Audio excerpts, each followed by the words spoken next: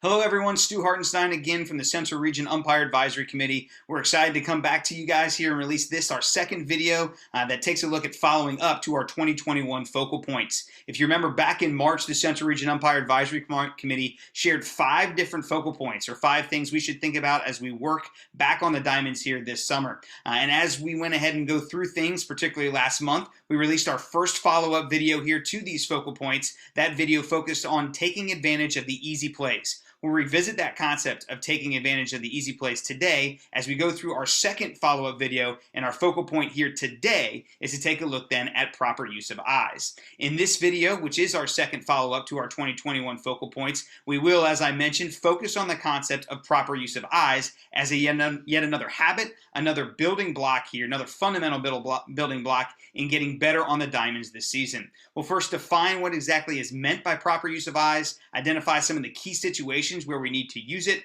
discuss ways to build this habit or this skill, and then finally understand the benefit of using our eyes properly on the diamonds. Let's go ahead and take a look and then at the proper use of eyes here and where exactly we can go ahead and use it.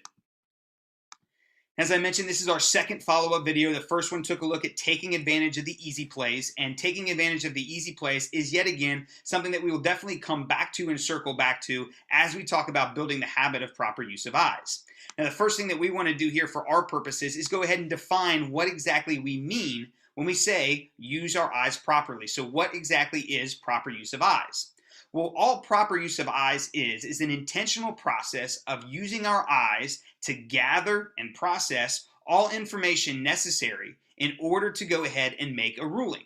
So again, what's important to note here in this definition is that it is an intentional process. It's something that we have to be committed to doing, and it's the usage of our eyes to allow ourselves to take the time, to slow down and take the time to gather all information from a play that's necessary before we make a ruling and before signaling. Okay, so it's the intentional process of using our eyes to gather all information from a play before ruling or signaling. Now you may be asking, okay, well, when do we use this mechanic, this habit? When do we use proper use of eyes? Well, if you take time and start to think about what is required of you as an umpire to use your eyes properly, all of a sudden you're going to start to go ahead and make a very long laundry list of different types of situations that do require the proper use of eyes. So when do we use our proper use of eyes? The answer is on every single play, on every single pitch that we use. So this is ultimately the paramount building block, the paramount fundamental, the paramount habit that needs to be developed here in terms of doing a lot of things well on the diamond. Now, I asked you what exactly are some examples of these. So let's take a look at some of the examples that require us to use proper use of eyes. If we start to make a list, some of you guys may come up with these things. And the first example here is just going to be on catches. So if you think about it, take a look at the definition of a catch and what's required of a catch, right? The ball has to go into the glove, we have to confirm firm and secure possession, and then have voluntary release. Well, proper use of eyes allows us to watch the play happen and make sure that all criteria of the rules of a catch are met, again, before making the decision.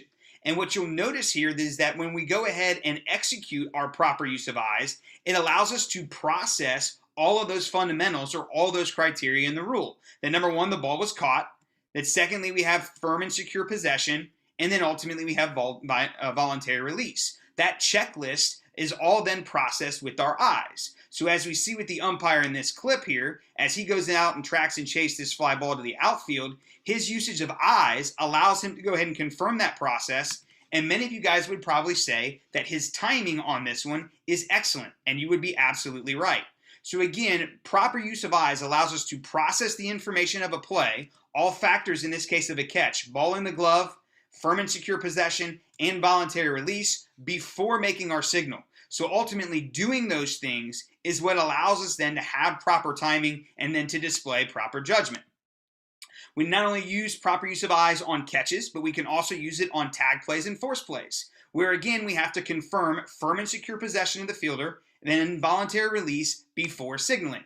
So here we have a steal play at third base. Our third base umpire moves into position. He has an out, and then let's go ahead and take a look at the job that he does with his eyes. So the fielder tags the runner here, and then as this play unfolds, what we see this umpire's eyes do is they go straight to the glove right there. They confirm firm and secure possession, and then all of a sudden our umpire finally then goes into his out call. So just as we saw in the previous clip, Our timing comes from proper use of eyes, and our eyes then allow us to intentionally process all the information, all the factors of the play necessary to basically meet then the decision. And we want to make sure we have an opportunity to process that information before we go ahead and come up and make our ruling or make our signal.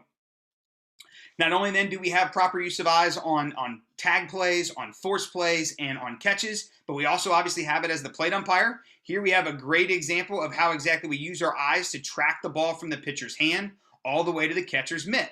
And I think what many people will say is that when we track the ball the way we should, generally that means that number one, we're probably calling a more accurate strike zone. And that secondly, a benefit of proper use of eyes then is the fact that our timing is excellent. So again, we get good usage of the strike zone. We get good accuracy in our strike zone by tracking the ball from the hand all the way to the mitt. So that's one benefit, is a more accurate strike zone. And then secondly, we also then have proper timing. So proper use of eyes then, its product happens to be proper timing.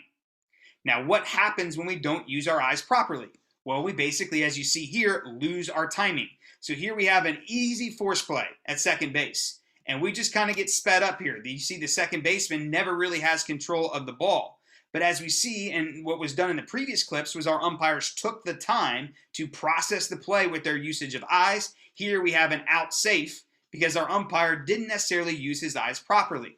So as an evaluator here, anytime we are going to make a comment that says that someone's timing is too quick, what we should really be telling them is that they're not using their eyes properly. This umpire should just confirm firm and secure possession of this baseball before coming into his out call, in order then to go ahead and avoid the out safe, or even on the plate, as you've probably heard before, the old stee balls. Okay, so proper use of eyes is what gives us our timing to avoid situations such as these. Now, obviously, proper use of eyes is really important. It is going to occur on every single play, every single pitch, every single force play, every single tag play, fair, foul. You name the play, we have to use our eyes properly. So how do we practice proper use of eyes? We'll go back to the concept that we mentioned in our first video. We must take advantage of easy plays. And that way, when we take advantage of the easy plays, the ones that are relatively innocuous and boring, we are training ourselves to use our eyes properly, so that when things don't go routine, we are defaulting back to that habit of using our eyes properly. So taking advantage of the easy plays is the answer to the question, how do we practice building the habit of proper use of eyes? Here we have, and we saw this clip in the previous video, video number 1, a ground ball to the third baseman, which seems like a pretty easy routine play. So again, we're going to default or refer back to those fundamentals. But this throw goes wild. And because of this umpire's proper use of eyes that he had demonstrated on the routine plays, he's able to make an adjustment, get back to the line, and then find his wedge on this tag attempt, and then go back to those same fundamentals to confirm firm and secure possession right there of the baseball on this tag attempt. So not only do the proper use of eyes allow him to make the adjustment on the wild throw, but secondly, he refers back to them to go ahead and confirm firm and secure possession, and then go ahead and make his out call. And you can see that his adjustment was spectacular. He had a great look, a great angle at this play. And then secondly, his timing afterwards to go ahead and confirm firm and secure possession. So his adjustment is a product of proper use of eyes, and then the habit of proper use of eyes, which confirms firm and secure possession and voluntary release before making his signal, is what allows him then to have this proper timing. So how do we know? How can we self-check? How can we self-monitor whether or not we are using our eyes properly? How can we give feedback back to our partners as to whether or not we are using our eyes properly? Well, remember, the greatest source of evidence of us using our eyes properly is found in our timing. And if our timing is excellent, generally what that means is that we are using our eyes properly. So how do we know if we are using our eyes properly? Very simply, evidence of proper use of eyes then is found in our timing. Now, if you've ever heard anyone say any of these two phrases, the play blew up on me or your timing is too fast, generally what this basically means is that we're not using our eyes properly. So for example, if someone says on a force play, a bang bang play at first base, that the play blew up on them, they generally probably didn't get their eyes ahead of the throw fast enough. And that ultimately resulted in the play blowing up on them. They basically had rapid eye movement, their eyes weren't set, and it made it difficult for them to perceive or process the information there on that force play at first base.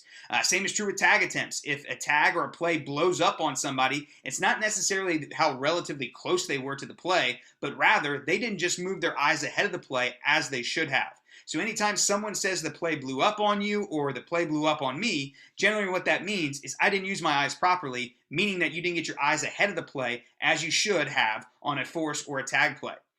The same is true here if someone tells you that your timing is too fast. If they give you some type of false delay tactic, like take a breath or count to 1 second or whatever it might be, they are basically just masking the problem. And the root problem here of too quick, of being too fast, or having poor timing is that you are not using your eyes properly. So again, if you kind of take a look at these self checks, if you feel like plays are blowing up on you, or secondly that your timing is too fast, examine your proper use of eyes, and that will give you an answer as to whether or not you're using those eyes properly. Now, as I mentioned, there are several different situations in which we use our eyes properly. The most basic, obviously, pitches. Every single pitch in a game, every single force play, tag play, fair foul are all great examples of proper use of eyes. But here you've got some more complex ones that require us to use our eyes properly too. And again, it's important to take advantage of the easy plays. That way, this is a habit. Proper use of eyes is a habit, not only on pitches and catches and tag plays and force plays, but also on some of these more tougher plays, like a hit by pitch versus a foul ball, whether or not it hit the hand or the bat, for example. A home run versus a ground rule double. Maybe we're reading the reactions of players in addition to the information. Again, proper use of eyes is the intentional processing of information to gather all the information we need before we make a signal or a decision. And then most notably here, a lot of times proper use of eyes is really important on getting interference and obstruction calls correctly as well. So this is just a smaller list of where we might see proper use of eyes apply or come up. But again, in every situation, in every play that we have on the baseball diamond, it's going to require us to use our eyes properly, which means in order to build that habit, we must take advantage of the routine plays.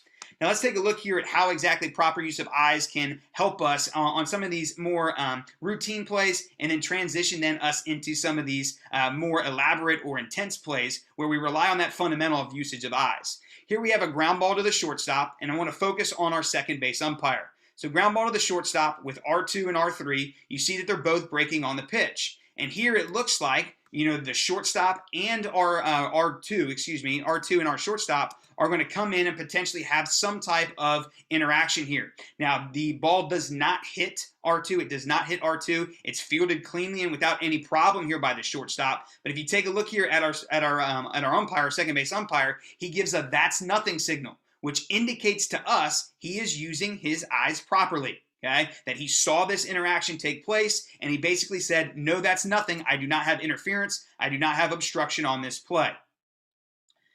Take a look here back at the replay. Again, take a look at the second base umpire. Again, this tells us that he's using his eyes properly on what is a routine play. And that way, when a play is more challenging, he has built the habit to use his eyes properly, so he's more inclined to have, number one, good timing, and secondly, is able to make the correct call when all the chips are on the table. Take advantage of the routine plays to build those habits so they're ready for you when something is a little bit more challenging. Now, many of us saw this play. Close Call Sports did a great rules breakdown on it, and I'm not going to go ahead and go back into the rules breakdown on it. But nonetheless, it's a great idea here for us to make sure that we see that getting rule situations correctly is all dependent upon proper use of eyes. So here, if you remember, this one's from the Kansas City Royals and the Chicago White Sox that came to us on Friday, May 14th. Here we have a pop-up around the dirt circle, and there's a lot that goes on in this play that requires us to process what we see and make sure we see what's going on. So, for example, one of the habits that a lot of umpires have is to do exactly what this plate umpire does, and that is to look up at the baseball as it's up in the air. Now, that's okay just as long as we get our eyes back down to the play. Because here in this situation, you can see that both the catcher is going to go try and make a play on this one, and so too is the hitter. So we may have some type of interaction or some type of collision here by the catcher and by the batter runner. So we need to get our eyes off the baseball, and rather than proper use of eyes will be then to get it back right to the interaction between these players. And our umpire does peek to see where the ball is. That's necessary because we're going to have fair foul. But secondly here, he's got to get his eyes back on potentially tangle and any interference or obstruction that may result around the plate. Now here you see our umpires. He gets his eyes back off of the baseball and puts his eyes then on the catcher and then the batter runner. And what we see here, let's let everybody take a look here at the plate umpire, is just as we saw in the previous clip, he rules that that interaction as the batter runner moved around the catcher was not anything. So he basically says that's nothing, that's not interference, it's not obstruction. So he's going to say that the interaction between the batter runner and the catcher, the interaction between the batter runner and the catcher, as we come around to this one, that is what he is signaling as that is nothing, and he sees that with his proper use of eyes. So he is basically telling everybody on the field that this interaction between the batter runner and the catcher through that that's nothing signal is nothing, and that he does not have interference there.